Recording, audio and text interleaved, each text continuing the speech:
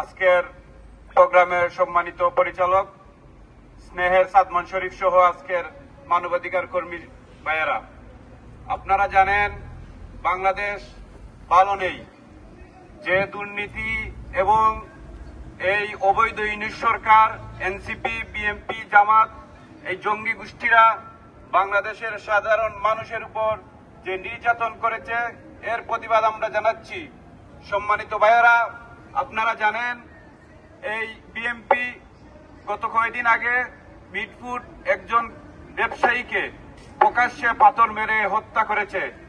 আজকে যখন আমার মা ও বোনেরা রাস্তায় বেরোয়, আমরা খুব ভয়ের মধ্যে থাকি। একজন বাবা, একজন মা, এই যখন তার ছেলে মেয়ে রাস্তায় বের হয়, তারা নিরাপত্তা বোধ করে না। আপনারা দেখেছেন গোপালগঞ্জে কয়েকদিন আগে এই আর্মি, এই ফ্যাসিস্ট সরকারের পুলিশ বাহিনী কিভাবে দিন দুপুরে এই আমাদের ভাইদের হত্যা করেছে, এর কোনো বিচার আমরা পাচ্ছি না এবং আদালতের কোনো ব্যবস্থা নিচ্ছে না। আমরা অচিরেই এই অবৈধভাবে, এই অবৈধ ইউনূস সরকার সহ বিএনপি, জামাত এবং এনসিপির এই হাসনাত আব্দুল্লাহ, এই সার্জিস, এই বিএনপির বর্তমান যারা নেতৃত্বে আছে, ওরা দেখতেছেন কিভাবে আমাদের ভাইদের উপর হামলা করতেছে এবং রাস্তাঘাটে প্রকাশ্য হত্যা করতেছে, মব জাস্টিস করতেছে।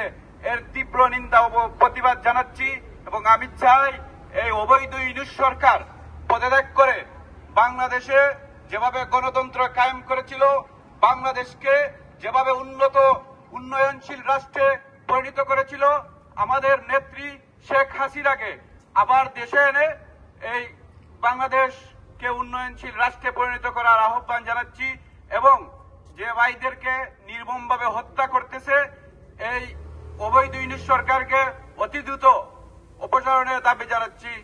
এই আবেদন করে আমি আমার বক্তব্য শেষ করলাম। আসসালামু আলাইকুম।